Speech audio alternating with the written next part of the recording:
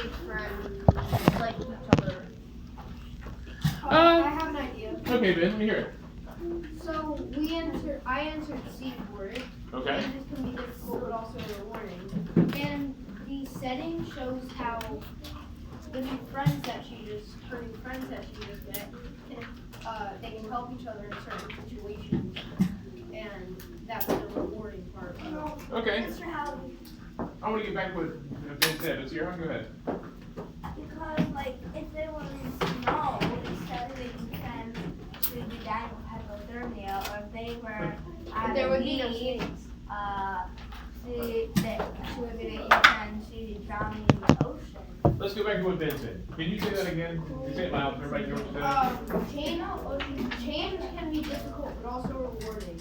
And the setting of the story is good. It's like an important part of the theme because it shows how her and her new friends can help each other and how it can be rewarding. So we can call the characters that get introduced later in the story, Zoe and the brother Julian and the dog, they could be called what we call locals, right? They're from the area. They're from Colorado. Now the main character, Danny, and her mom and dad, they're from out of town. They're from Virginia. And so the knowledge that the characters that you meet have is useful because she doesn't know how that part of the world works, or that part of the country works. They have rattlesnakes. It's something she's not used to. So I would go ahead and say for part B, describe how the setting of the story is important to the theme. Danny is a stranger in a strange land. She's in a new place. And the setting is important because it's unfamiliar to her. And because of that unfamiliarity, she can make mistakes like walk up on a rattlesnake, right? So again, like Ben said, the setting, I'm going to write this down, you guys should too. Put your pen to paper. The setting is important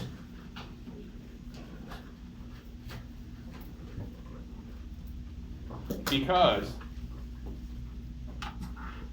and by it I mean the setting, is new and unfamiliar. And I know my handwriting is hideous. Amazing! The setting is important because it is new and unfamiliar. To Danny, to the main character. She doesn't know about rattlesnakes. She doesn't know about Colorado. So it presents a lot of opportunities for her to grow as a person and to learn new things. Yes, Martha? Not yet. Not yet.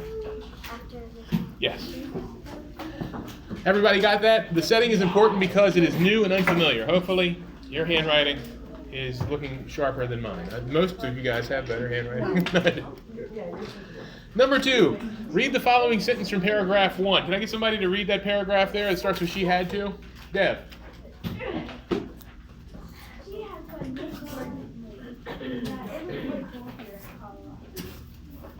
What effect does the word grudgingly have in the story? Wait, I can see it. I just moved it so it's easier to see. We've got A, B, C, and D. A, it shows that Danny loves living in Colorado because of its beauty. B, it shows that Danny has completely changed her opinion about moving to Colorado. C, it shows that Danny believes Colorado is not a good place to live. Or D, it shows that Danny does not want to point out the positive things about her new home. What do you guys think? So again, from the following sentence, she had to admit grudgingly that it was beautiful here in Colorado. What effect does that word grudgingly have? What do you think, Dave? Very good, that she's judging. But now, so she has been kind of prejudiced about the idea of going there. She hadn't been there yet, but she was like, I don't want to go. And so grudgingly means she has to face it herself, right? She doesn't want to because she's already made up her mind in one way, and now she's having ideas that are against that preconception. So that's why it says grudgingly. It shows that she does not want to point out the positive things about her new home. She's got it so made up in her mind, she's hesitant to admit the good things. And I think that's something we can all relate to. I get that way too. I'm trying to think of something specific, like if my wife comes up with an idea and it's not the greatest thing in my mind, and then I see the benefits over time, and I have to be like, she was right. She was right. And I'm trying to think of something specific to give you guys a little bit more clarity. Does anybody have an example of something that they've been like, I don't like this. I don't like this new house that we moved into. I don't like these new shoes. And then as a result of having used them, did you see benefits, like hidden benefits in that? Anybody? Yes, you are. School, but I still hate it. School in general. Xander, do you have something? Are you just... Hey, Jake, did you have something? Everybody, class. Yes, yes. Holy moly. Guacamole. Much better. Jake has something. I want to hear what he has to say. My dad's Your dad's what? Your dad's market? barn. Barn. What about your dad's barn? Explain that to us. I don't understand.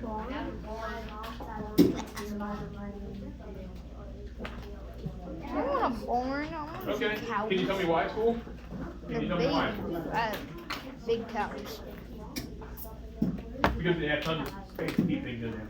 Everybody, Jake just said that his dad built a barn, Built one. and that his mother was pretty set against the idea. Is that right? She didn't think it was a good idea. And Jake, I guess, kind of leaned towards what his mother's opinion was, and he wasn't sure that it was going to be a good idea. But now he's come to the conclusion that maybe it's not such a bad thing because there's plenty of space to put things. Does it give you more room in your house? So the stuff that's like cluttering your house is now like not junk in the corners, and like you can put it out in the barn. If you buy like a big tool, you don't have any place to put it, you can be like, hey, can I put it out in the barn? And they're like, yeah, sure, go ahead. No, you can't put stuff there. It's just for him. Oh, all right. Yeah, Ayrton. My new house. Hold on a second, Ayrton. Class, not talking. I'm trying to hear what Ayrton has to say, please. Good. My new house, I didn't think it was gonna be good because it didn't have a really cool patio my dad built, but now I realize it's pretty cool because it's awesome for zip lining. You zip line. Well, we're gonna get one. You're going to get one. So you imagine that you're going. This is going to be like the other story we had. Remember the girl that used the tape? She found out the tape wasn't bad. You're going to zip line, and like you're going to have two scabbed over But knees, still. and then like you're going to have to raise the zip line up higher. Oh yeah, it's perfect for me to learn. Okay. All right. Well, good luck to you in your zip lining adventures, Ayrton. So number 3. And can I get somebody to read number 3, please? Maribel. Maribel has something she wants to add to something having hidden benefits.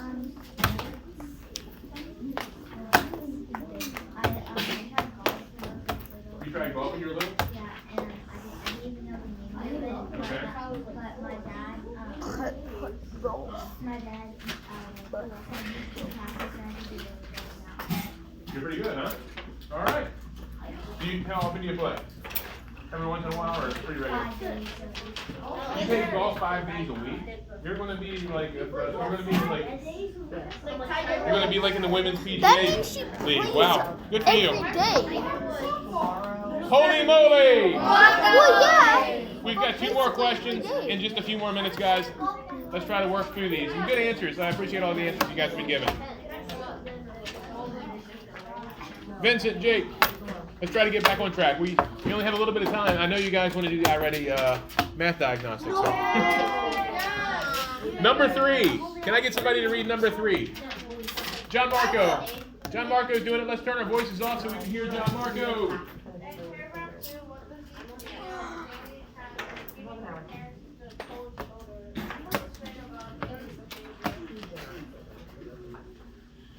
So in paragraph 2, the idiom, Danny had been giving her parents the cold shoulder.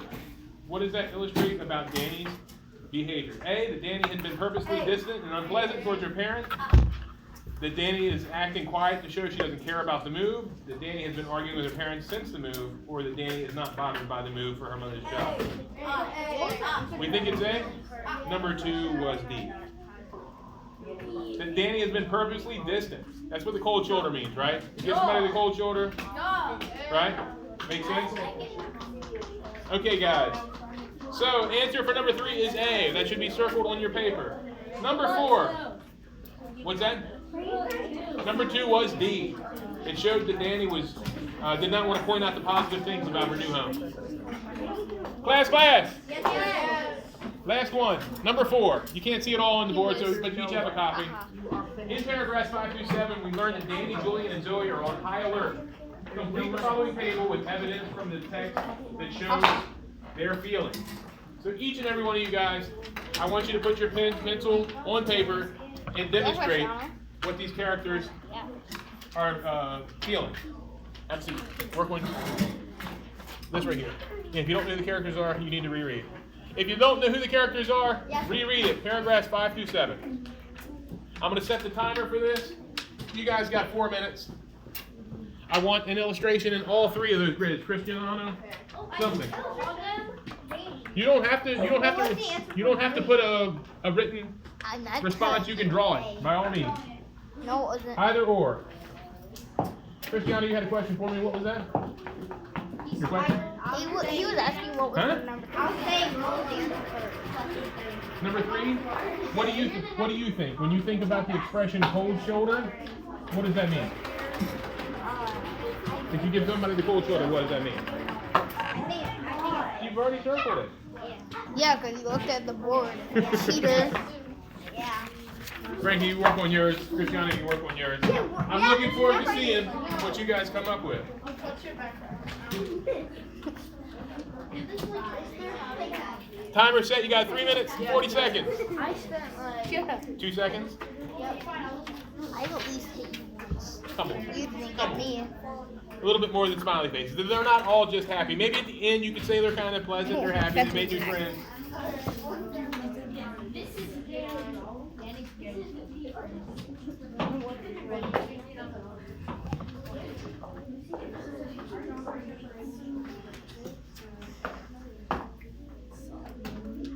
oh my god, Mr. Howell. Oh my god, it's beautiful. It's beautiful.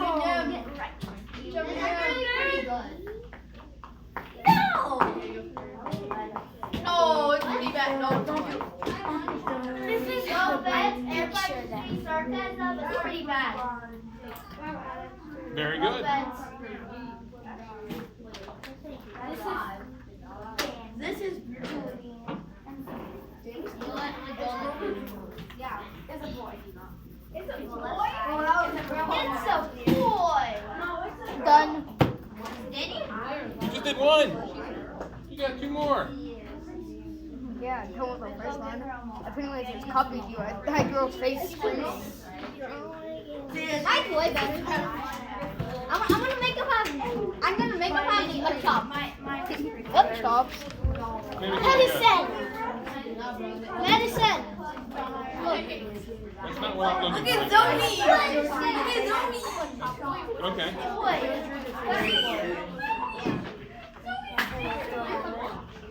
Zoe looks like a girl. Wait, an ape? An ape? She looks like a human ape. No, why? She looks like a slime monster. She looks like a, you made her skinny now. Okay. Zoe's not the dog. The dog is that. Zoe is the dog keeper. No. Mr. Holland. Mr. Holland.